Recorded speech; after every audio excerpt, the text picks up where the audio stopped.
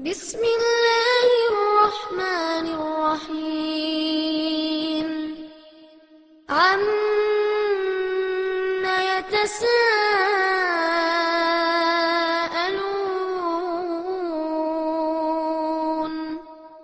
عن النبأ العظيم الذي هم فيه مختلفون كلا سيعلمون ثم كلا سيعلمون ألم نجعل الأرض مهادا والجبال أوتادا وخلقناكم أزواجا وجعلنا نومكم سباتا وجعلنا الليل لباسا وجعلنا النهار معاشا. அஸ்ஸலாமு அலைக்கும் வரஹ்மத்துல்லாஹி வபரகாத்துஹு. பெருமதிப்பிற்கும் மரியாதைக்கும் உரிய எல்லாம் வல்ல அல்லாஹுவின் நல்லடியார்களே, அருமை பெரியோர்களே, தாய்மார்களே, சகோதர சகோதரிகளே, ஏக இறைவனின் அளப்பெரும் கிருபையினால் பல மாதங்கள் உழைத்து திரட்டுகிற பெரும் கூட்டத்தை மிஞ்சுகிற வகையில் ஒரு சில நாட்களில் ஒரு மாவட்டத்தின் அழைப்பை ஏற்று பல லட்சக்கணக்கான மக்கள் இங்கே குழுமி இருக்கிறோம். இந்த அரங்கத்திலே அமர்ந்திருக்கிற ஒவ்வொருவரும் தம்மை சுற்றிலும் கூடியிருக்கிற மகளிர் கூட்டத்தை திரும்பி திரும்பி பார்த்துவிட்டு, எத்தனை பிரம்மாண்டமான கூட்டம் இது, இத்தனை லட்சம் மக்கள் குழுமி இருக்கிறார்களே என்று பிரமிப்போடு ஒருவரை ஒருவர் பார்த்து கொண்டு பேசிக் கொண்டிருக்கிறீர்கள். இந்த அரங்கிற்குள்ளே திடலுக்குள்ளே எத்தனை லட்சம் மக்கள் குழுமி இருக்கிறீர்களோ, இதைவிட ஏறத்தாழ 20 மடங்கு மக்கள் திருச்சி வெளியிலே திரண்டிருக்கிறார்கள். இது ஏதோ உங்களை உணர்ச்சி வசப்படுத்துவதற்காக, உங்களின் உணர்வுகளை தூண்டுவதற்காக சொல்லப்படுகிற வெற்று வார்த்தைகள் அல்ல. ஒரு சில நிமிடங்களுக்கு முன்னால் உயரதிகாரிகள் நம்மிடத்திலே வந்து சொன்ன வார்த்தை என்ன சொன்னார்கள் தெரியுமா? பொதுவாக இலக்கிய நயம்பட பெரும்பெரும் கூட்டங்களை பல்வேறு வார்த்தைகளில் வர்ணிப்பார்கள். குலுங்கியது கும்பகோணம் என்பார்கள், திணறியது திருச்சி என்பார்கள். கூட்டம் நடத்துகிறவர்களுடைய வாய்களில் இருந்து வருகிற வார்த்தைகள் இவை. ஆனால் இறைவனின் கிருபையினால் எப்பொழுது பார்த்தாலும் எத்தனை லட்சம் மக்கள் குழுவினாலும் சின்ன கூட்டம், குறுகிய கூட்டம், சில ஆயிரங்கள் நிறைந்த கூட்டம் என்று கூட்டத்தின் எண்ணிக்கையை குறைத்து சொல்லுகிற காவல்துறை உயரதிகாரிகள் வந்து சொல்லுகிறார்கள், திருச்சி திணறிவிட்டது. இப்பொழுது வந்து சொன்ன செய்தி, திருச்சி திணறிவிட்டது. அனைத்து பகுதிகளிலும் உழவர் சந்தை மட்டுமல்ல, இதனுடைய வலதுபுறத்திலே இருக்கிற நீண்டு நெளிந்து செல்லுகிற எம்ஜிஆர் சிலை வரைக்கும் உண்டான அந்த நீண்ட ரோடு, இங்கிருந்து கரூர் பைபாஸ் வரை செல்லுகிற நீண்ட நெடிய ரோடு, அதனுடைய இடதுபுறத்திலும் வலதுபுறத்திலும் திரும்பி திரும்பி செல்லுகிற ஏறத்தாழ 25 தெருக்கள் இந்த மக்கள் கூட்டத்தால் நிரம்பி வருகிறது. சொல்ல வேண்டிய செய்தி சொல்லப்பட்டு விட்டது. எதற்காக நாம் குழுமி இருக்கிறோமோ, இந்த மகளிர் கூட்டம், இந்த மங்கையர் கூட்டம், இஸ்லாமிய பெண்களின் கூட்டம், எதை இந்த தேசத்திற்கு சொல்வதற்காக, அதிகார வர்க்கத்தின் செவிட்டு காதுகளுக்கு எந்த செய்தியை சொல்ல வேண்டும் என்பதற்காக கூடியதோ, நாம் சொன்னோமோ இல்லையோ, சொல்கிறோமோ இல்லையோ, இங்கே கூடியிருக்கிற இந்த கூட்டமே சொல்ல வேண்டிய செய்தி அனைத்தையும் சொல்லி முடித்து விட்டது. எத்தனை லட்சம் மக்கள் வெளியிலே ஏற்பாடு செய்யப்பட்டிருக்கிறவர்களிடத்திலே போய் கேட்டு பாருங்கள்.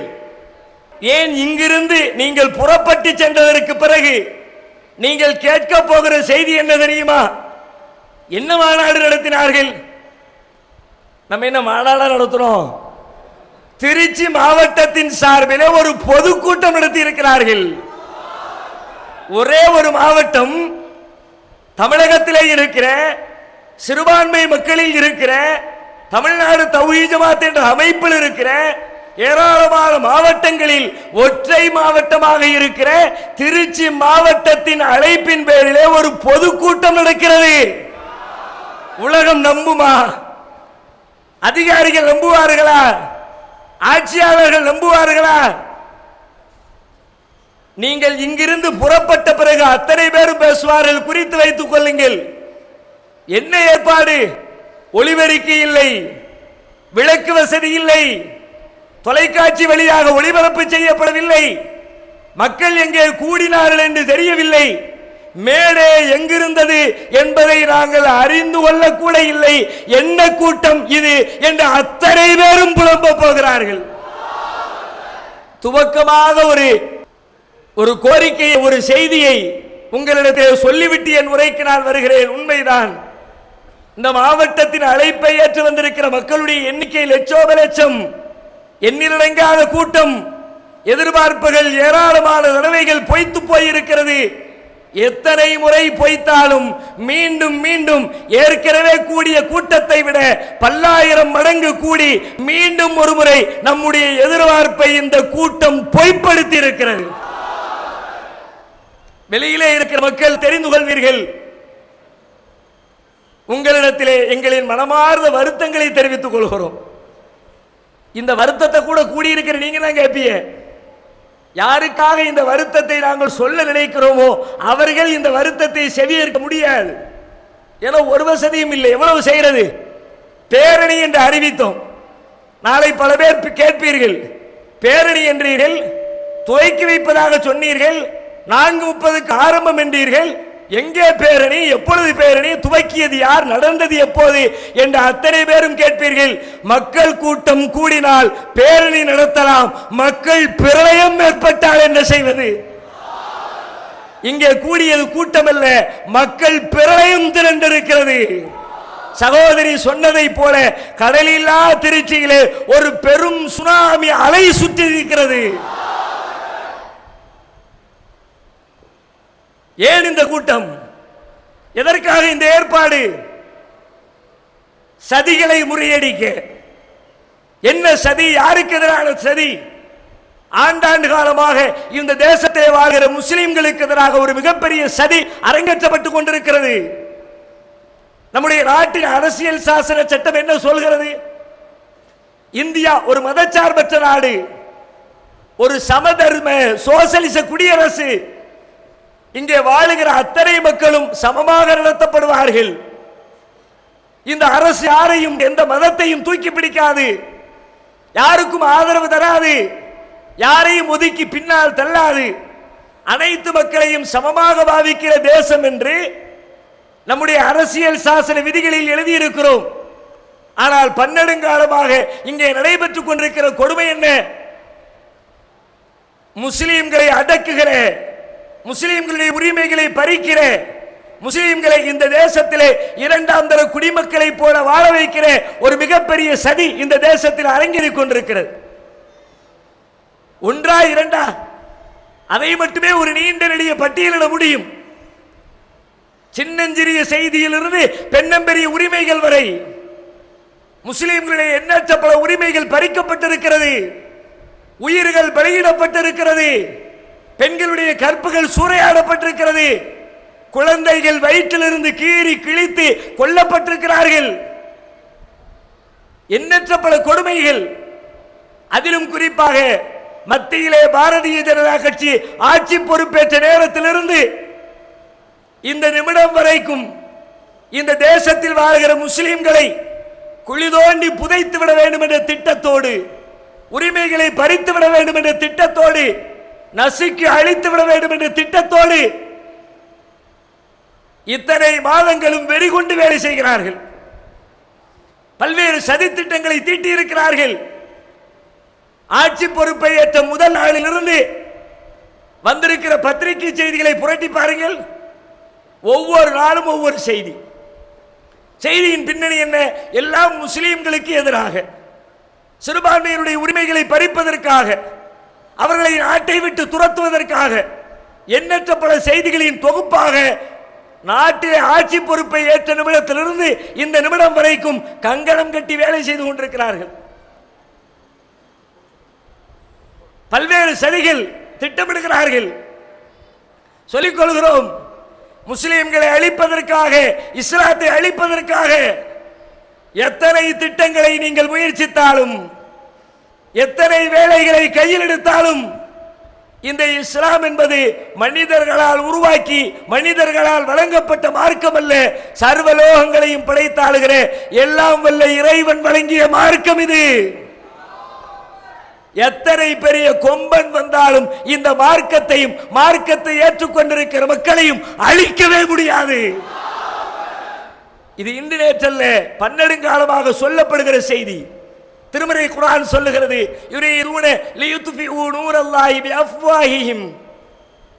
அவர்கள் தங்கள் வாய்களால் அல்லாஹ்வின் ஜோதியை ஊதி அணைக்க நினைக்கிறார்கள்.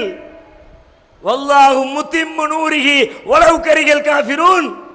இந்த காபிர்கள் வெறுத்தாலும் அவன் தனது ஜோதியை பூரணப்படுத்தியே தீருவான். ஒரு காலம் அழிக்க முடியாது. இதை அழிப்பதற்காக நீங்கள் செய்கிற வேலைகள் என்ன? துவக்கத்திலிருந்து பாருங்கள். எல்லா திட்டங்களையும் ஆட்சிக்கு வந்த புதிதிலே சொன்னார்கள், இந்த நாட்டிலே பகவத்கீதையை தேசிய நூலாக அறிவிக்க போகிறோம். பாராளுமன்றத்திலே விவாதம். பகவத்கீதை என்பது ஒரு குறிப்பிட்ட மதத்தாருடைய வேத புத்தகமாக நம்புகிறார்கள். அதுவும் மதத்தில் இருக்கிற எல்லா மக்களும் நம்புகிற நம்பிக்கை அல்ல, ஒரு சின்னஞ்சிறிய கூட்டத்துடைய நம்பிக்கை. முஸ்லிம்கள் வாழுகிறார்கள், கிறிஸ்தவர்கள் வாழுகிறார்கள், சீக்கியர்கள் வாழுகிறார்கள், யூதர்கள் வாழுகிறார்கள், பார்சிகள் வாழுகிறார்கள், எண்ணற்ற பல மதத்தை சார்ந்தவர்கள் வாழுகிற ஒரு தேசத்தில் ஒரு குறிப்பிட்ட சமூகத்தை சார்ந்தவர்களுடைய ஒரு வேத புத்தகத்தை அனைத்து மக்களுக்குமான தேசிய நூலாக அறிவிப்போம் என்று சொன்னீர்களே, யாருக்கு எதிராக? இதை எதிர்த்து குரல் கொடுக்க போவது யார்? முஸ்லிம்களை தவிர யாரும் இல்லை. நாம தான் களத்துக்கு வருவோம். இந்தியா மதச்சார்பற்ற நாடுன்னு சொல்ற, எந்த தேசம் எந்த மதத்துக்கும் முன்னுரிமை வழங்காத தேசம் என்று இந்தியாவை பற்றி அரசியல் சாசனம் சொல்லுகிறது. இந்த லட்சணத்தில் குறிப்பிட்ட ஒரு மதத்தவர்களுடைய வேத புத்தகத்தை தூக்கி பிடிச்சா என்ன செய்யறது? கொண்டு வருவோம் என்றார்கள். எதிர்ப்பாலை நாடு முழுவதும் பரவியது. மக்கள் கொந்தளித்தார்கள். அனைத்து கட்சிகளும் எதிர்த்து குரல் எழுப்பின. அப்படியே அந்த செய்தி சவாதி கட்டப்பட்டது. எத்தனை முட்டாள்தனமான ஒரு வாதம்! மதச்சார்பற்ற நாட்டில் ஒரு குறிப்பிட்ட மதத்தவர்களுடைய புத்தகத்தை கொண்டு வருவோம் என்று சொல்வது எப்படிப்பட்ட முட்டாள்தனம்! அதற்கு எதிராக வைக்கப்பட்ட கேள்விகள் நாக்கை பிடுங்குகிற அளவிற்கு வைக்கப்பட்டது. ஒரு அறிஞர் தன்னுடைய உரையை குறிப்பிட்டார். சரிப்பா, நீ சொல்ற மாதிரி பகவத்கீதையை இந்தியாவுடைய தேசிய நூலாக அறிவிச்சிருவோம். கிருஷ்ணருடைய பகவத்கீதை இந்தியாவின் தேசிய நூல் என்றால் கிருஷ்ணருடைய லீலையை இந்தியாவின் தேசிய விளையாட்டாக அறிவித்து விடுவோமா? அது கிருஷ்ண லீலை. பொம்பளைங்கெல்லாம் கீழே குளிப்பாங்க, மரத்துக்கு மேலே ஏறி உட்கார்ந்துக்குவாரு, வேடிக்கை பார்ப்பாரு, துணிகளை தூக்கிட்டு போயிடுவாரு. பதில் சொல்ல முடிஞ்சிச்சா? ஏன் தேவையில்லாமல் வாயை கொடுத்து இப்படி வாங்கி கட்டிக் கொள்ள வேண்டிய அவசியம் என்ன வந்தது? அதிலே ஆரம்பித்த பிரச்சனை ஒவ்வொன்றாக எதை எடுத்தாலும் முஸ்லிம்களை நோக்கி அவருடைய வார்த்தைகள் நீளும். காஷ்மீரில் நடைபெறுகிற கொடுமைகளின் பின்னணி என்ன? இந்த நாட்டிலே வாழுகிற குடிமக்கள் ஆண்டாண்டு காலமாக வாழ்ந்தவர்கள், அவர்களுக்கு உரிமைகள் இருக்கிறது. அரசியல் சாசனம் தனி உரிமையை வழங்கி இருக்கிறது. அதையெல்லாம் காலில் போட்டு நசுக்கிவிட்டு ஆட்சிக்கு வந்த நேரத்திலிருந்து காஷ்மீரிலே அடக்குமுறை அடக்குமுறை அடக்குமுறை. அந்த மக்கள் என்ன செய்தார்கள்? தன்னுடைய சொந்த தேசத்தின் விடுதலைக்காக பாடுபட்டார்கள். அவர்களை பயங்கரவாதிகளாக சித்தரிப்பது, கையிலே ஆயுதம் இல்லை, துப்பாக்கி இல்லை, வெடிகுண்டுகள் இல்லை, கம்புகளையும் கற்களையும் தூக்கி கொண்டு அடக்குமுறை செய்கிற அதிகாரிகளுக்கு எதிராக, ராணுவத்திற்கு எதிராக வீதியிலே வந்து போராடுகிற மக்களை பார்த்து பயங்கரவாதிகள். காஷ்மீரை விட்டு டெல்லியிலே வந்து கொண்டு வைத்தார்களா? மாநில இந்தியாவுடைய வேறு பகுதிகளுக்கு வந்து தீவிரவாத செயலில் ஈடுபட்டார்களா? ஆனா அந்த மக்களுக்கு இந்திய அரசு சூட்டி இருக்கிற பட்டம் பிரிவினைவாதிகள், தீவிரவாதிகள். ஏன் இத்தனை பெரிய கொடுமை? வாழுகிற மக்கள் எல்லாம் முஸ்லிம்கள், வைக்கின்ற கோரிக்கைகளை வைப்பவர்கள் அத்தனை பேருமே முஸ்லிம்கள். பெல்லட் குண்டுகளால் துளைத்து எடுக்கிறார்கள். எத்தனை எத்தனை முஸ்லிம் குடும்ப ஆண்களும் பெண்களும் குழந்தைகளும் பார்வை இழந்து, ஒரு நாளா 2 நாளா, எத்தனை நாள் ஊரடங்கு உத்தரவு, உண்பதற்கு உணவில்லை, குழந்தைகளுக்கு பால் இல்லை, வயோதிகர்களுக்கு மருத்துவம் செய்ய வழி இல்லை, தெருவிலே ஒரு தேவைக்காக 4 பேர் சேர்ந்து நடப்பதற்கு அனுமதி இல்லை. கொடுமையிலும் கொடுமை. யார் செய்கிற கொடுமை? பாரதிய ஜனதா கட்சி ஆட்சி பொறுப்பேற்றதற்கு பிறகு நடைபெறக்கூடிய கொடுமை. வேற ஒண்ணும் கிடையாது. எல்லாரும் முஸ்லிம். இதை தாண்டி வேற என்ன? அதே இந்த முஸ்லிம்கள், பாரதிய ஜனதா இந்துத்துவ சக்திகள் நாடு முழுவதும் எப்படி இஸ்லாத்தை நோக்கி அலையலியாக மக்கள் வந்து கொண்டிருக்கிறார்களோ, அதை தடுப்பதற்கு கர்வாபசி என்ற பெயரில் கள்ளத்தனத்தில் ஈடுபடுகிறார்களோ, அதே போல நாங்களும் மதமாற்றத்திலே நீங்கள் சொல்வதை போல மதத்திற்கு மாறிவிடுகிறோம் என்று அறிவித்தால் நாளைக்கே எல்லா சலுகையும் கிடைக்கும், எல்லா வசதிகளும் கிடைக்கும், எல்லா உரிமைகளும் கிடைக்கும், அவர்கள் கேட்டது கிடைக்கும். ஏன் கிடைக்கல? இதுவரைக்கும் இருப்பவர்கள் முஸ்லிம்கள். விடக்கூடாது, அவனை நிம்மதியாக வாழ விடக்கூடாது. முஸ்லிம்களை அடுக்கணும், ஒடுக்கணும். காஷ்மீர் பள்ளத்தாக்கிலே நடைபெற்றுக் கொண்டிருக்கிற கொடுமைகளுடைய பின்னணி முஸ்லிம்கள் மீது இருக்கிற வெறுப்பை தவிர வேற ஒன்றும் இல்லை. காணாமல் போல குழந்தைகளை பற்றிய செய்தி எத்தனை எத்தனை. கைது செய்யப்பட்ட அழைத்து செல்லப்பட்ட கணவன்மார்களுடைய கொடுமை. இருக்கிறார்களா, செத்து போனார்களா, வருவார்களா, வரமாட்டார்களா, வேறு திருமணம் செய்யலாமா, செய்யக்கூடாதா, எதுவும் தெரியாமல் பாதி விதவைகள். காஷ்மீருடைய கொடுமையின் பின்னணியிலே முஸ்லிம் விரோத போக்கை மத்திய அரசு நடைமுறைப்படுத்துகிறது. அதே போல சகோதரிகள் குறிப்பிட்டதை போல கோமாதா பஞ்சாயத்து நாடு முழுவதும் பிரச்சனை கிளப்பி விட்டார்கள். பாய்மாரெல்லாம் மாட்டுக்கறி திங்கிறான், திங்கக்கூடாது, பசு எங்களுக்கு புனிதமானது, நாங்கள் கடவுளாக கும்பிடுகிறோம், வழிபடுகிறோம், எனவே பசுவதை தடை சட்டத்தை கொண்டு வர வேண்டும், பசுமாட்டை அறுக்கிறதுக்கு தடை விதிக்கணும், அதை ஏற்றுக்கொள்ள முடியாது என்று சொல்லி பசுவதை தடை சட்டத்தின் பெயரால் நாடு முழுக்க பஞ்சாயத்தை கிளப்பினார்கள். தன்னுடைய வீட்டிற்குள்ளே வீட்டின் குளிர்சாதன பெட்டியிலே இறைச்சி வைத்திருந்தார், அது பசுவனுடைய இறைச்சி தான் என்று பொய்யாக கதை கட்டிவிட்டு முகமது அக்லாக் என்ற பெரியவரை அடித்தே கொலை செய்தார்கள் கைவர்கள்.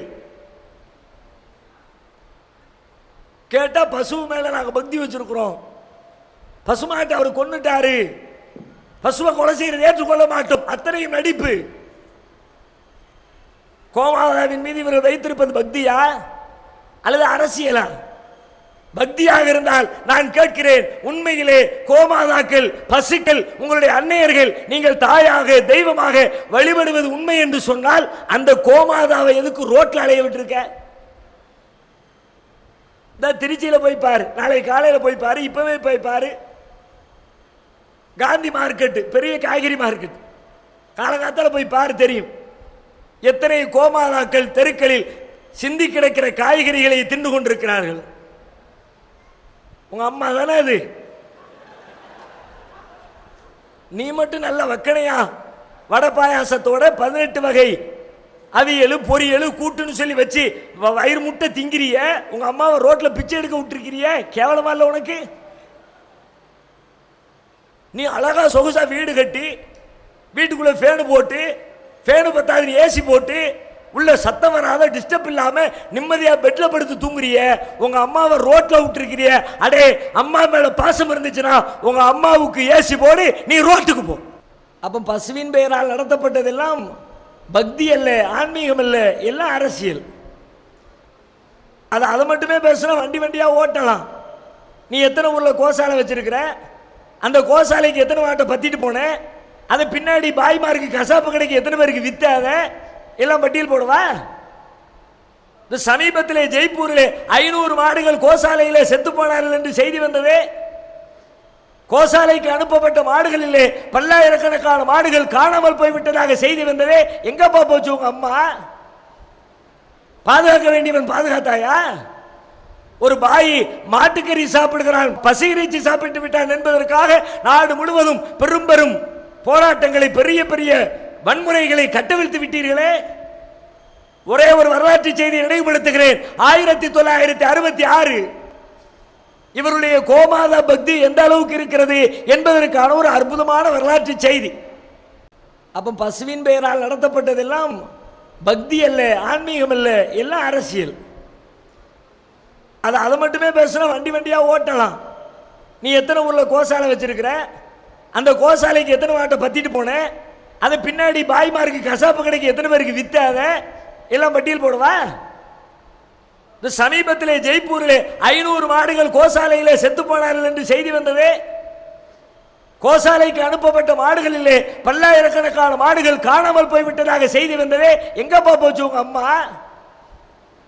பாதுகாக்க வேண்டியவன் பாதுகாத்தாயா? ஒரு பாய் மாட்டுக்கறி சாப்பிடுகிறான், பசி இறைச்சி சாப்பிட்டு விட்டான் என்பதற்காக நாடு முழுவதும் பெரும் பெரும் போராட்டங்களை, பெரிய பெரிய வன்முறைகளை கட்டவிழ்த்து விட்டீர்களே. ஒரே ஒரு வரலாற்று செய்தியை நினைவுபடுத்துகிறேன். 1966 இவருடைய கோமாதா பக்தி எந்த அளவுக்கு இருக்கிறது என்பதற்கான ஒரு அற்புதமான வரலாற்று செய்தி. 1966 நவம்பர் 7 அது ஒரு முக்கியமான வரலாற்று நினைவு கூற வேண்டிய ஒரு நாள்.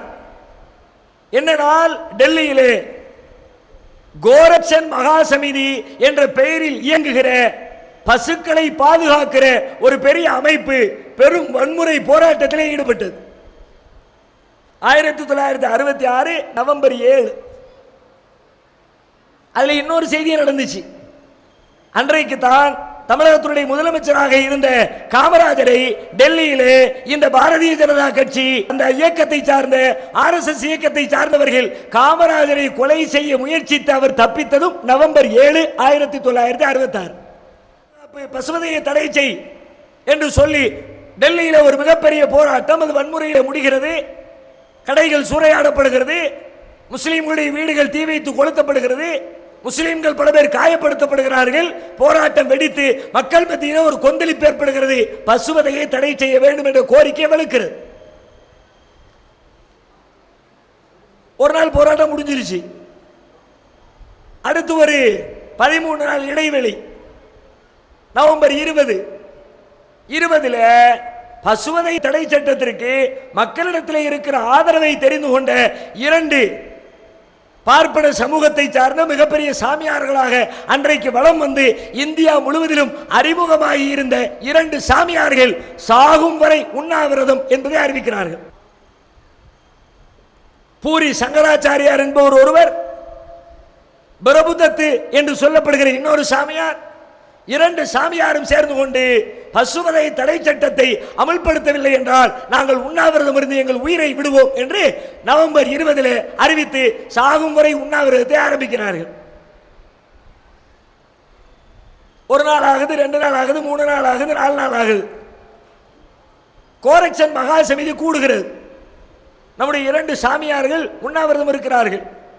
நாட்டிலே இது எழுச்சி ஏற்படுத்தி இருக்கிறது. எங்கு பார்த்தாலும் இந்த விவாதம் கிளப்பி விடப்பட்டிருக்கிறது. இது சூடு பிடிக்க வேண்டும் என்று சொன்னால் நாம் ஒரு காரியத்தை செய்ய வேண்டும். என்ன செய்ய வேண்டும்? 2 சாமியார்களை பலி கொடுக்க வேண்டும். அவனுடைய 2 பேரும் செத்து போகட்டும். அவர்கள் உண்ணாவிரதம் இருந்து செத்து விட்டால் நம்முடைய கோரிக்கை வலுப்பெறும். ஒரு மிகப்பெரிய வன்முறையை இந்தியாவிலே உருவாக்கி விடலாம் என்று கோரக்ஷன் மகா சமிதியினுடைய உயர்நிலை குழு கூடி திட்டம் தீட்டுகிறது.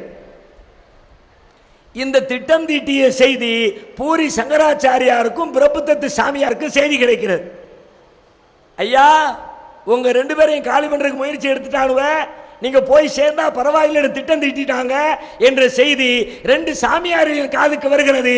அடுத்த நிமிடமே 2 பேரும் பத்திரிகையாளர்களை அழைத்து சொல்லுகிறார்கள், இப்பொழுது நிலைமை சீராகிவிட்ட காரணத்தினால் நாங்கள் எங்கள் போராட்டத்தை வாபஸ் பெறுகிறோம். எதுக்கு போராட்டம்?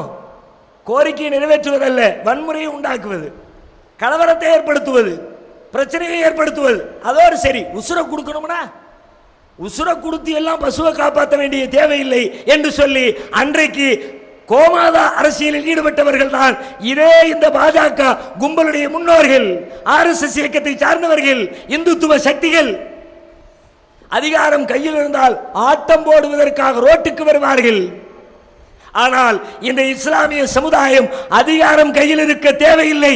அடிப்படை குடிமகனாக இருந்து கொண்டு உங்களுடைய அத்தனை அயோக்கியத்தனங்களையும் எதிர்த்து நிற்க நாங்கள் வருவோம். இதோ இங்கே கூடியிருக்கிற மங்கையர் கூட்டம். இங்கே யார் பிரதமர்? இங்கே யார் ஜனாதிபதி? இங்கே யார் மத்திய அமைச்சர்? இங்கே யார் மாநில முதலமைச்சர்? இந்த அமைப்பில் இருக்கிறவர் ஒரு பஞ்சாயத்து போர்டு தலைவராக இருக்கிறாரா? ஒரு வார்டினுடைய மெம்பராக கவுன்சிலராக இருக்கிறாரா? எந்த பதவியும் இல்லை, அதிகாரம் இல்லை. அதிகாரத்துடைய உச்சபட்சமான எந்த இடத்திலேயும் இந்த மக்கள் யாரும் இல்லை. ஆனால் எங்கள் உரிமைகளில் கை வைக்க நினைத்தால், இஸ்லாமிய ஷரியத்தை பறிக்க நினைத்தால், அதிகாரம் இல்லை என்றாலும் இழப்பதற்கு எங்களிடத்திலே உயிர் இருக்கிறது என்ற கோஷத்தோடு களத்திற்கு வந்திருக்கிறார். கொடுக்க தயார். எதிர்த்து நின்று எங்களோடு போட்டியிட்டு நீ ஜெயிக்க முடியும் என்று சொன்னால் உன்னோடு போட்டியிடுவதற்கு நாங்கள் தயார். கோமாத அரசியல் என்ற பெயரால் கோமாளித்தனத்தை அரங்கேற்றினீர்கள் முஸ்லிம்களுக்கு எதிராக. பேச்சுக்கள் என்றால் எங்கு பார்த்தாலும் வன்முறை பேச்சு. எப்படிப்பட்ட வன்முறை? பாரத் மாதா கி ஜெய் சொல்லு. எங்க பார்த்தால் நீங்க லிஸ்ட் போட்டீங்கன்னு வச்சுக்குவோம். இடையிடையே தமிழகத்தில் எல்லா இடங்களையும் சில குறிப்பிட்ட வாரங்களை அறிவிப்பார்கள். போக்குவரத்து வாரம், சாலை பாதுகாப்பு வாரம். அந்த மாதிரி பாரதிய ஜனதா கட்சி ஆட்சி பொறுப்பேற்ற நாளிலிருந்து ஒவ்வொரு டைட்டில கொடுத்து ஒவ்வொரு வாரம்னு போட்டுருவான். இது பாரத் மாதா கி ஜெய் வாரம், ஒரு வாரம் ஓடும். எல்லாரும் சொல்லு, சொல்லாட்டி விட மாட்டோம், தலை எடுப்போம், நாக்கு எடுப்போம், பாகிஸ்தானுக்கு போ. அவர் சொல்ல மாட்டேன்டார். யாரு? அசதுத்தீன் உவைசி. பாரத் மாதா கி ஜெயலாம் சொல்ல முடியாது. அதை என்ன நான் சொல்லணும்? நான் ஒரு இஸ்லாமியன், இறைவனை வணங்குகிறவன், வணக்கத்திற்குரிய இறைவன் ஒருவன் மட்டுமே என்று நம்புகிறவன். நான் இல்லாத மாதாவை நான் ஏண்டா ஜெய போடணும்? உங்க மாதா தெரியுது, எங்க மாதா தெரியுது, ஊர்ல இருக்கிற எல்லா மாதாவும் தெரியுது. எங்கடா இருக்கிறா அந்த பாரத் மாதான்னு கேள்வி கேட்டாரு உவைசி. யோக்கியம் என்ன செய்யணும்? இந்த இருக்காப்பா எங்க மாதான்னு காட்டணுமா இல்லையா? பாரத் மாதா இதோ இருக்கிறார். ஒண்ணு இல்ல, சொல்லலாட்டி நாக்க வெட்டுவேன். யார் அசதுத்தீன் உவைசியுடைய தலை எடுத்துட்டு வர்றாங்களோ அவங்களுக்கு 1 கோடி ரூபாய் பரிசு. இந்த பரிசு திட்டத்தை கேட்ட உடனே முஸ்லிம்கள் எல்லாம் அலறி விடுவார்கள், பயந்து விடுவார்கள், உடனே பாரத் மாதா சொல்லி விடுவார்கள் என்ற எண்ணத்தில் தானே இந்த மிரட்டலை விட்டீர்கள். தௌஹீத் ஜமாஅத் மறுமொழி சொன்னது, நீ என்னடா தலை எடுக்கிறங்கிற? அவர் தலையில இருக்கிற ஒத்த முடிய புடுங்கிட்டு வேண்டி பாருங்க. ஒரு முடிய புடுங்கு. நம்ம லோக்கல் லாங்குவேஜ்ல சொன்னா தெளிவா இருக்கும். ஆனா சொல்றதுக்குரிய சபை இது இல்லை. நீ புடுங்கி காட்டு. நாங்கள் என்ன 100 ஆண்டுகளுக்கு பிந்தையவர்கள் என்று எண்ணிக்கொண்டீர்களா? குட்ட குட்ட குனிந்து கொண்டிருப்போம் என்று எண்ணிக்கொண்டீர்களா? இத்தனை ஆண்டு காலம் பட்ட பாட்டிலே உங்களை எப்படி எதிர்கொள்ள வேண்டும் என்ற பாடத்தை படித்து திரண்டு நிற்கிற மங்கையர் கூட்டமடா இது. நீ எந்த ரூட்ல வர்றியோ அதே ரூட்ல சகோதரி சொன்னதை போல முல்லை முள்ளால் எடுக்கிற கலையை கற்றுக்கொண்டு இன்றைக்கு நாங்கள் களத்திலே நிற்கிறோம். நீ என்ன ரூட்ல வா, சட்டம் எங்களுக்கு அனுமதிக்கிறது. என்கவுண்டர் என்ற பெயரால் எத்தனை பேரை போட்டு தள்ளி இருக்கிறீர்கள்? மத்திய பிரதேஷ் போபால் 8 முஸ்லிம் வாலிபர்கள் சிறையிலிருந்து தப்பித்து விட்டார்கள் என்று பொய்யான காரணத்தை சொல்லி என்கவுண்டர் செய்திருக்கிறீர்கள். தப்பிக்கிறவர்கள் 3 மணிக்கு தப்பிக்கிறாங்களாம். மத்திய பிரதேச அரசு 15 லட்சம் ரூபாய் பரிசு அறிவிக்குது. தப்பிச்சு போனவங்களை காட்டி கொடுத்தா 15 லட்சம் ரூபாய் காட்டி கொடுக்குறாங்களா? கிராம மக்கள் எப்ப காட்டி கொடுக்குறாங்களா? காலையில 11 மணிக்கு காட்டி கொடுக்குறாங்களா? தப்பிச்சு போனது நைட்டு 3 மணி. இந்த செய்தி அறிவிச்சு போய் சேர்றதுக்கு ஒரு நாள் ஆயிரும். ஆனால் நிலைமை என்ன? காலையில் 3 மணிக்கு தப்பித்தார்களாம், அதிகாலை 11 மணிக்கு காட்டி கொடுத்தார்களாம். உடனே நேருக்கு நேராக சண்டை நடந்ததாம், வீரதீர சாகசங்களை செய்தார்களாம், அவர்கள் துப்பாக்கியால் சுட்டார்களாம், இவர்களும் பதிலுக்கு சுட்டார்களாம், சுட்டு அவர்களுடைய வேலையை சோழியை முடித்தார்கள் என்று கதை கட்டுகிறீர்களே. பூசுக்கு ஒரு அளவு இல்லையா? ஐதி சொல்றாரு, அவர்கள் சுட்டார்கள், நாங்கள் பதிலுக்கு சுட்டோம், அதுல என்கவுண்டர்ல காலி ஆயிட்டாங்க. சரி, ஓகே, நீ சுட்ட துப்பாக்கி அவன் மேல பாஞ்சி எந்த அளவுக்கு? அத்தனை பேரையும் ஒருவர் விடாமல் காலி செய்கிற அளவிற்கு உன்னுடைய துப்பாக்கியால் சுட முடியும் என்று சொன்னால், அவன் வைத்திருக்கிற துப்பாக்கி மட்டும் உங்களில் ஒரே ஒருவருடைய நெஞ்சை கூட பதம் பார்க்கவில்லையே. உன் துப்பாக்கி எல்லாம் அவன் நெஞ்சை பார்த்து குறி வச்சு சுடுமா? அவனுடைய தலையை குறி பார்த்து சுடுமாம், அவனுடைய வயிற்றை குறி பார்த்து சுடுமாம். ஆனால் அவர்கள் சுடுகிற துப்பாக்கியால் உங்களில் ஒருவருடைய கையிலோ காலிலோ கழுத்திலோ நெஞ்சிலோ மார்பிலோ காயம் ஏற்படவில்லை என்று சொன்னால், வேண்டும் என்று பிஜேபி அரசுடைய திட்டமிட்ட சதி. துப்பாக்கியால் சுட்டார் என்று ஐஜி சொல்லுகிறார். தீவிரவாத தடுப்பு பிரிவினுடைய தலைவர் சஞ்சய் சொல்லுகிறார், அவர்களிடத்திலே எந்த ஆயுதத்தையும் நாங்கள் கைப்பற்றவில்லை, ஒரு ஆயுதமும் இல்லைன்னு ஒரு தலைவர் சொன்னார், ஒரு அதிகாரி சொன்னாரு. துப்பாக்கியால் சுட்டார் என்று இன்னொரு யாரு சொல்றது நம்புறது? நாங்க உள்துறை அமைச்சர் சொல்லுகிறார், அவர்களிடத்தில் இருந்து 4 பயங்கர ஆயுதங்களை கைப்பற்றி இருக்கிறோம். அதில் ஒரு ஆயுதத்துடைய பேரையும் சொல்ற, நல்ல குறிச்சுக்குங்க, ஸ்பூனுடன் சேர்த்து 4 பயங்கர ஆயுதங்கள். ஸ்பூனு குலாப் ஜாம பிச்சு சாப்பிடுவீங்கல்ல, பிள்ளைங்களுக்கு ஊட்டுவீங்கல்ல, அந்த ஸ்பூனோடு சேர்த்து 4 பயங்கர ஆயுதங்கள் அவர்களிடமிருந்து கைப்பற்றப்பட்டிருக்கிறது. இந்த ஆயுதத்தை வச்சு அவன் ஒன்னு துப்பாக்கியால ஒன்னு சுட்டான். இந்த ஆயுதத்தை வச்சு உங்களுக்கு இடையில சண்டை நடந்துச்சு. என்கவுண்டர் என்ற பெயரால் போலியாக நீங்கள் முஸ்லிம்களை கொன்று குவிக்கிற வேலையில் ஈடுபடுகிறீர்கள். என்கவுண்டர் என்பது காவல்துறைக்கு மட்டும் சட்டம் வழங்கிய அதிகாரம் அல்ல, இந்த தேசத்திலே வாழுகிற அத்தனை குடிமக்களுக்கும் இருக்கிறது. ஒன்றே ஒன்றை சொல்லிக் கொள்கிறோம், துப்பாக்கியால் சுட்டால் உங்கள் துப்பாக்கி மட்டுமல்ல, எங்கள் துப்பாக்கியும் செய்ய வேண்டிய வேலையை செய்து தீரும்.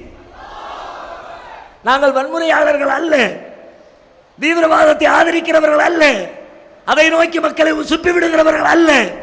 எங்களை அப்படிப்பட்ட பாதையை நோக்கி நீங்கள் தள்ளிவிடாதீர்கள் என்றுதான் உங்களை நாங்கள் எச்சரிக்கிறோம். எத்தனை உயிர்கள், முஸ்லிம்களுடைய உயிர்கள் அடுக்கடுக்காக. பாரத் மாதா கி ஜெய் முடிஞ்சிச்சு, அதுக்கப்புறம் மத்திய அமைச்சர்களுடைய ஸ்டேட்மெண்ட் பறக்குது. ஒவ்வொருவரும் ஒவ்வொரு வகையான ஸ்டேட்மெண்ட். 2 குழந்தைகளுக்கு மேல எந்த முஸ்லிமாவது புள்ள பெற்றுக்கிட்டாம்னா அவனுடைய வாக்குரிமையை ரத்து செய்ய வேண்டும், மத்திய அமைச்சர் அறிவிக்கிறார். ஏன் உடம்புல தெம்பு இருக்குது, புள்ளைய வளர்க்க திராணி இருக்குது, எத்தனை புள்ள பெத்தா உனக்கு என்னடா வந்துச்சு? அடே துப்பு கட்ட விட உனக்கு ஏழலைன்னா இந்த நாட்டில் வேற எவனும் புள்ள பெற்றுக்க கூடாதா? 2 குழந்தைகளுக்கு மேல் பெற்றால் வாக்குரிமையை ரத்து செய்ய வேண்டும். ரத்து செய், உன்னிடத்திலே நாங்கள் கேட்கிறோம், எங்கள் வாக்குரிமையை ரத்து செய்து பார். அடுத்த கணத்திலே இந்த தேசம் எப்படி கொந்தளிக்கிறது என்பதை தௌஹீத் ஜமாத் புரிய வைக்கும். எங்களுடைய நம்பிக்கையோடு விளையாடுகிறீர்களா? எங்களுடைய வாழ்வுரிமையோடு விளையாடுகிறீர்களா? இந்த தேசத்தை எப்படி நாங்கள் கட்டி எழுப்பி இருக்கிறோம்? உங்கள் கைகளில் கொடுத்து விட்டு அதை சின்னாபின்னமாக்கி வேடிக்கை பார்க்க மாட்டோம். மத உரிமையில் தலையிட நினைத்தால் எப்படிப்பட்ட கொம்பனாக இருந்தாலும் அவனை எதிர்த்து நாங்கள் களம் கண்டே தீருவோம். பொது சிவில் என்பது என்ன? எங்கள் மார்க்கப்படி, எங்கள் மதப்படி, எங்கள் நம்பிக்கைப்படி எங்கள் திருமணத்தை, எங்கள் விவாகரத்தை, எங்கள் சொத்துக்களை நாங்கள் பங்கிட்டுக் கொள்வதற்கான சட்டம் எங்களுக்கான தனியார் சட்டம். அதை பறிப்பதற்கு பொது சிவில் சட்டமா? மத உரிமையில் கை வைப்பீர்களா? வரலாற்று செய்தி ஒன்றை சொல்லுகிறேன். ஏறத்தாழ 250-300 ஆண்டு காலம் இந்த தேசத்திலே ஆங்கிலேயர் ஆட்சி செய்தார்கள். கொடுங்கோல் நிறைந்த ஆட்சி, இந்திய மக்களுடைய உரிமைகளை பறித்த ஆட்சி, இந்தியர்களுக்கு மிகப்பெரிய தொல்லைகளை தொடர்ந்து கொடுத்த ஆட்சி. அப்படிப்பட்ட ஆட்சியை அதிகார முனையிலே நிகழ்த்தி கொண்டிருந்த ஆங்கிலேயர்கள் 300 ஆண்டு கால இடைவெளியில் இந்த நாட்டை விட்டு துரத்தி அடிக்கப்பட்டார்கள். துரத்தி அடிக்கப்பட்ட வரலாற்றின் பின்னணி என்ன? எங்கே துவங்கியது? இந்த தேசத்துடைய முதல் இந்திய சுதந்திர போர் எப்பொழுது துவங்கியது? பள்ளிக்கூட பாடப்புத்தகத்தில் எழுதி வைத்திருக்கிறீர்கள், வரலாற்றிலே சொல்லிக் கொடுக்கிறீர்கள். 1857 இந்தியாவுடைய முதல் இந்திய சுதந்திர போர், ஆங்கிலேயர்களை ஓட ஓட விரட்டிய போர். இந்த தேசம் தேவையில்லை என்று எண்ணுகிற அளவிற்கு அவர்களை நாரடித்த போர், முதல் இந்திய சுதந்திர போர். எப்படி ஆரம்பித்தது? முஸ்லிம்களுடைய மதத்தை சீண்டினார்கள், போராட்டம் வெடித்தது. இங்கிலாந்தில் என்ஃபீல்டு ஒரு இடம் இருக்கிறது. அந்த இடத்திலே புதிய ரக துப்பாக்கிகளை தயாரிக்கிறார்கள். அந்த புதிய துப்பாக்கிகளை இந்தியாவில் இருக்கிற ராணுவ வீரர்களுக்கு கொடுத்து இதை பயன்படுத்துங்கள் என்று ஆங்கிலேய அரசு சொல்கிறது. அந்த துப்பாக்கியுடைய மெத்தட் என்னன்னு கேட்டா, அதிலே பொருத்துகிற குண்டுகளை வாயால் கடித்து இழுத்து தோட்டாக்களை அதிலே பொருத்த வேண்டும். இப்போ அதை இழுக்கிற இடத்திலே பன்றி கொழுப்பை தடவி இருக்கிறது ஆங்கிலேய அரசு. அந்த கொழுப்பை தடவுனாத்தான் வலுவழுப்பாக குண்டு வேகமாக பாய்ந்து செல்லும். முஸ்லிம் சிப்பாய்கள் சொல்லுகிறார்கள், பன்றி கொழுப்பு எங்களுக்கு ஹராம், நாங்கள் வாயில் வைக்க மாட்டோம், அதை நாக்கால் ருசித்து பார்க்க மாட்டோம், எனவே இந்த துப்பாக்கியை நாங்கள் தொடமாட்டோம் என்று சொல்லுகிறார்கள். இல்லை இல்லை, இந்த துப்பாக்கியை சுட்டு தான் ஆகணும், பயன்படுத்தி தான் ஆகணும் ஆங்கிலேய அரசு சொல்கிறது. இவர்கள் மறுக்கிறார்கள், அவர்கள் கட்டாயப்படுத்துகிறார்கள். கடைசியிலே யார் பயன்படுத்த மாட்டோம் என்கிறார்களோ அந்த முஸ்லிம்களை எல்லாம் சிறையில் அடைக்கிறது ஆங்கிலேய அரசு. இப்பொழுது பாருங்கள், கோபம் கொந்தளிக்கிறது. வெளியிலே இருக்கிற முஸ்லிம் சிப்பாய்களும் முஸ்லிம் அல்லாத சிப்பாய்களும் கைகோர்க்கிறார்கள். முஸ்லிம்களுடைய மத நம்பிக்கையோடு ஆங்கிலேய அரசு விளையாடுகிறது. இப்படிப்பட்ட அரசு நம்முடைய தேசத்திற்கு தேவையில்லை, அவர்களை அவருடைய சொந்த நாட்டிற்கு அனுப்பி வைப்போம் என்று சொல்லி களத்திலே இறங்குகிறார்கள். ஆங்கிலேயர்களை விரட்டி அடிக்கிறார்கள். நாடு முழுவதும் தீப்பற்றி எரிகிறது. மீரட்டிலே புறப்பட்ட சிப்பாய் புரட்சி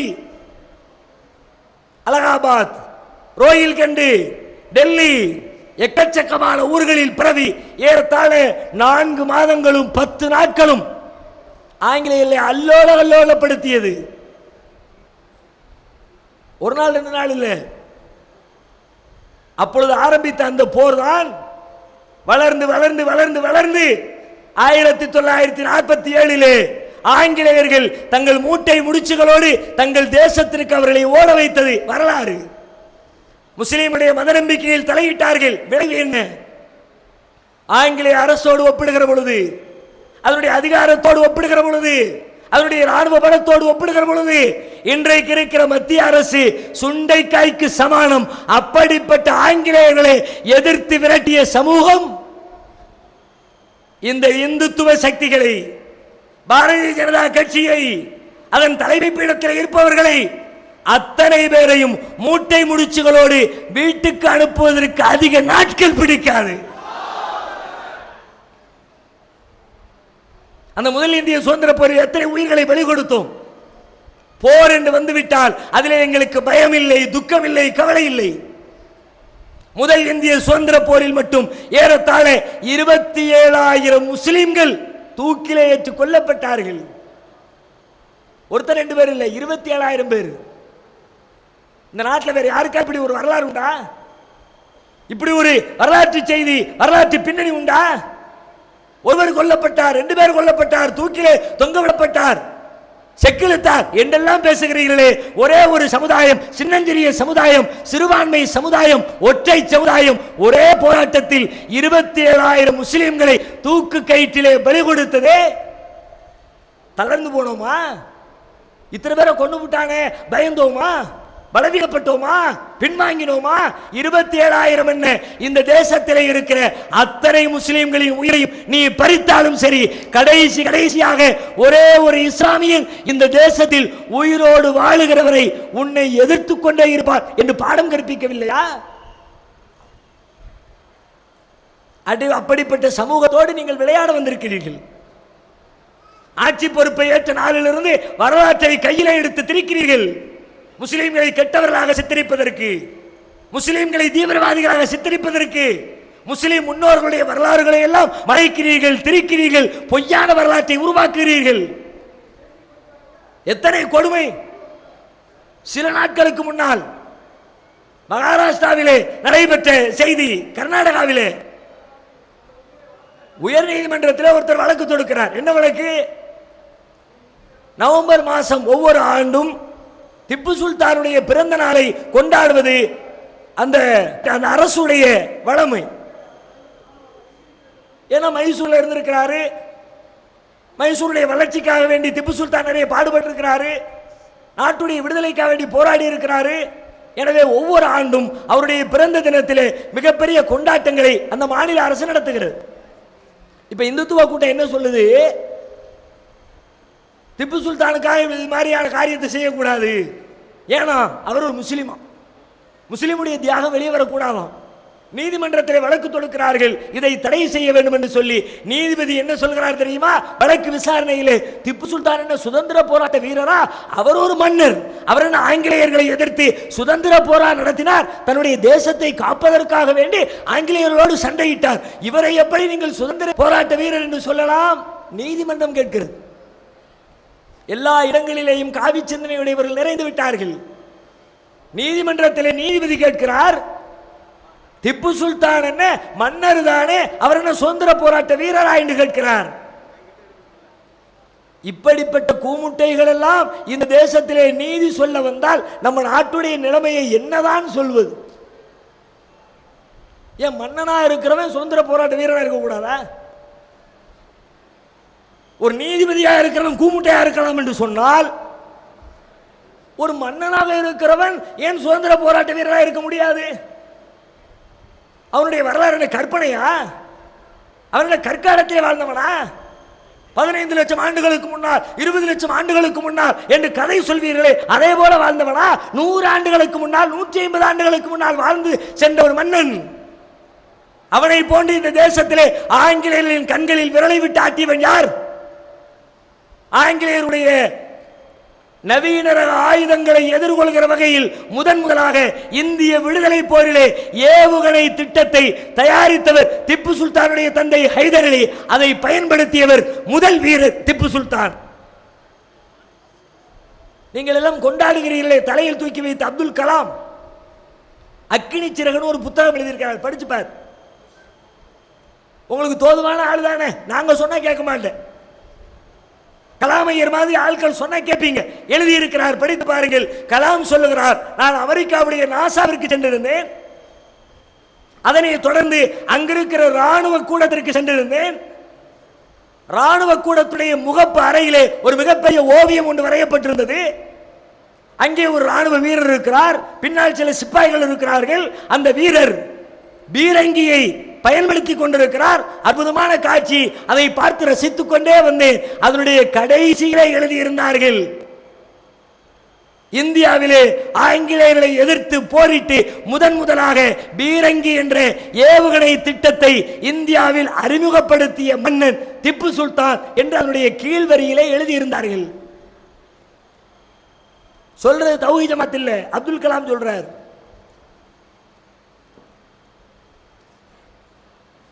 அந்நியன் கொண்டாடுகிறான், ஆங்கிலேயன் கொண்டாடுகிறான், அமெரிக்கன் கொண்டாடுகிறான், உனக்கு என்ன வந்துச்சு?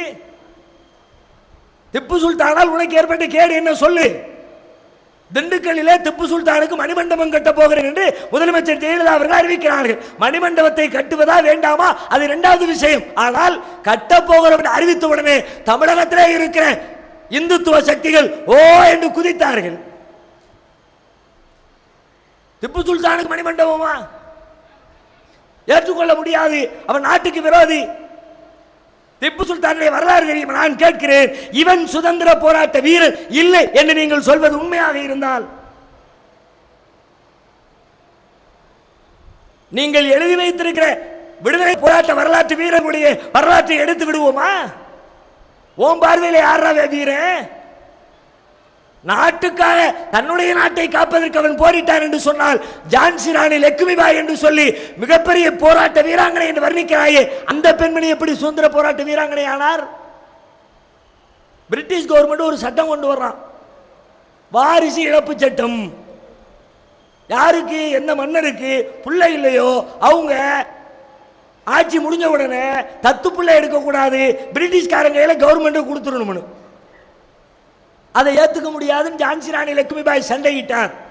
பாட புத்தகத்திலே ஜான்சி ராணி சுதந்திர போராட்ட வீரர் என்கிறீர்களே, பால கங்காதர திலகரை தலையில் தூக்கி வைத்து கொண்டாடுகிறீர்களே, விநாயகர் சதுர்த்தியின் பெயரால் மிகப்பெரிய கலவரத்தை உண்டாக்குவதற்கு வித்திட்டு கொடுத்து விட்ட பால கங்காதர திலகர் அவர் சிறையில் இருந்தால் பெரிய போராட்டத்தை நடத்தினார், ஆங்கிலேயர்களை எதிர்த்தார். ஏன் எதிர்த்தார்? ஏன் சிறை சென்றார்? வரலாறு சொல்லுகிறது. அவருடைய ஆங்கிலேயர்களின் காலத்திலே ஒரு பிளேக் நோய் ஒன்று ஏற்படுகிறது. நோய்க்கு என்ன காரணம்? மருத்துவர் குழு ஆராய்ச்சி செய்கிறது. குழுவினுடைய ஆராய்ச்சி முடிவு சொல்லுகிறது, எலிகள் தான் இந்த நோய்க்கு காரணம், எனவே எலிகளை கொல்ல வேண்டும் என்று அந்த குழு அறிக்கை தருகிறது. ஆங்கிலேய அரசு எலிகளை கொல்வதற்கு திட்டம் தீட்டுகிறது. அப்ப வர்றாரு திலகர் சீனுக்கு, எலிகளை கொல்லாத, அடே மனுஷனை கொல்லுறான், இந்திய குடிமக்களை கொத்து கொத்தா கொண்டுகிட்டு இருக்கிறான், பிளேக் நோயினால இத்தனை பேர் செத்துக்கிட்டு இருக்கிறாங்க, நீ என்னடா எலியை கொல்லக்கூடாதுங்கிற? எலி என்பது எங்கள் தெய்வமாகி விநாயகருடைய வாகனம், எனவே எலிகளை கொல்லாது. பிரிட்டிஷ்காரன் சொல்லி பார்த்தான், இந்த ஆளு கேட்கல, தூக்கி உள்ள தூக்கி போட்டான். சுதந்திர போராட்ட வீரர் வாஞ்சிநாதன் தலையில் தூக்கி வச்சு கொண்டாடுறிய வாஞ்சி மணியாச்சி, ஏன்பா வீரரு? ஆஸ்துரையை சுட்டு கொண்டார், எனவே மிகப்பெரிய வீரர். அப்படியா? சுட்டு கொண்டிருந்த வீரம் தான். ஏன் சுட்டு கொண்டான்? அவனே சொல்லுகிறான், ஆஸ்துரையை சுட்டுக் கொண்ட வாஞ்சிநாதன் ஆசை சுட்டுவிட்டு தன்னுடைய துப்பாக்கியால் தன் தலையிலே சுட்டு தற்கொலை செய்து கொள்கிறான். அதற்கான காரணத்தை சட்டப்பையில் எழுதி வச்சுட்டு சாவுறான். என்ன காரணம்? வேறொன்றும் இல்லை, இந்த ஆஸ்துரை சனாதன தர்மங்களை அழிக்கிறார், உடன்கட்டை ஏறுவதை தடுக்கிறார், இந்து பெண்களுக்கு மறுமணம் செய்வதை வலியுறுத்துகிறார், மேல் சாதி கீழ் சாதி இருக்கக்கூடாது என்கிறார், இந்து மதத்தினுடைய தர்மங்களை அழிக்க நினைக்கிறார். எனவே இந்த ஆஸ்துரையை நான் சுட்டுக் கொண்டேன் என்று வாஞ்சிநாதன் சொல்லுகிறான். இதற்காக சாதியை காப்பதற்காக துப்பாக்கி தூக்கிய வாஞ்சிநாதன் சுதந்திர போராட்ட வீரன். ஆனால் ஆங்கிலேயர்களின் கண்களில் விரல் விட்டு ஆட்டிய திப்பு சுல்தான் அவர் ஒரு மன்னரா? வரலாற்றை திரிக்கிறீர்கள், பொய்யான வரலாற்றை கற்பிக்கிறீர்கள். பாபர் மசூதி இடித்து விட்டு இந்தியாவின் அவமான சின்னம் என்றீர்கள். முகலாய மன்னர் கட்டினாரு, அதனால அவமான சின்னம். சரிப்பா, பாபர் மசூதி இந்தியாவின் அவமான சின்னம் என்று சொன்னால் சுதந்திர தினத்திலும் குடியரசு தினத்திலும் பிரதமர் மோடி நின்று கொண்டு செங்கோட்டையிலே கொடியேற்றுகிறாரே, அந்த செங்கோட்டையை கட்டியது யார்? அதுவெல்லாம் அவமான சின்னமாக இல்லையா? முஸ்லிம்களை பற்றி தப்பான சித்திரம் இதுதானே. இப்படி இவர்கள் ஆட்சி பொறுப்பை ஏற்ற நாளிலிருந்து இன்றைக்கு வரைக்கும் செய்திருக்கிற கொடுமைகளை, முஸ்லிம்களுக்கு எதிராக நடந்து கொண்டிருக்கிற வேலைகளை தொகுத்து பார்த்தால் ஒரு மிகப்பெரிய சதி அரங்கேறிக் கொண்டிருக்கிறது. ஆனால் இதுவரை பொறுத்தோம், எத்தனையோ கொடுமைகள் செய்தார்கள், பொறுத்தோம், இனிமேல் பொறுக்க முடியாது என்று சொல்லி ஆண்கள் அல்ல, ஆண்களை விட ஒருபடி மிஞ்சி மங்கையர்களாகிய நீங்கள் திரண்டிருக்கிறீர்கள். இன்றைக்கு எழுந்திருக்கிற இந்த தீபம், இன்றைக்கு எழுந்திருக்கிற இந்த சுடர், இன்றைக்கு எழுந்திருக்கிற இந்த தீப்பொறி இன்ஷா அல்லாஹ் இந்துத்துவ சக்திகளை நெருப்பிலிட்டு பொசுக்கிற மிகப்பெரிய தீபமாக உருவெடுக்க வேண்டும். அவர்கள் எந்த வழியில் வருகிறார்களோ அதே வழியிலே அவர்களை எதிர்கொள்வதற்கு நாம் தயாராக இருக்க வேண்டும். அவர்கள் சதிச்செயலில் ஈடுபட்டு நம்மை அழிக்க நினைத்தால் களத்திற்கு வந்து நேருக்கு நேராக போராடி அவர்களை வீழ்த்துகிற சமூகமாக முஸ்லிம்கள் மாற வேண்டும். அல்லாஹ் ரப்பல் ஆலமீன் அப்படிப்பட்ட வீறு கொண்டு எழுகிற நன்மக்களாக நம் அனைவரையும் ஆக்கி அருள் புரிவானாக. வாஹிரு தஅவானா அல்ஹம்துலில்லாஹி ரப்பில் ஆலமீன். அஸ்ஸலாமு அலைக்கும் வரஹ்மத்துல்லாஹி வபரகாத்துஹு. அல்லாஹ்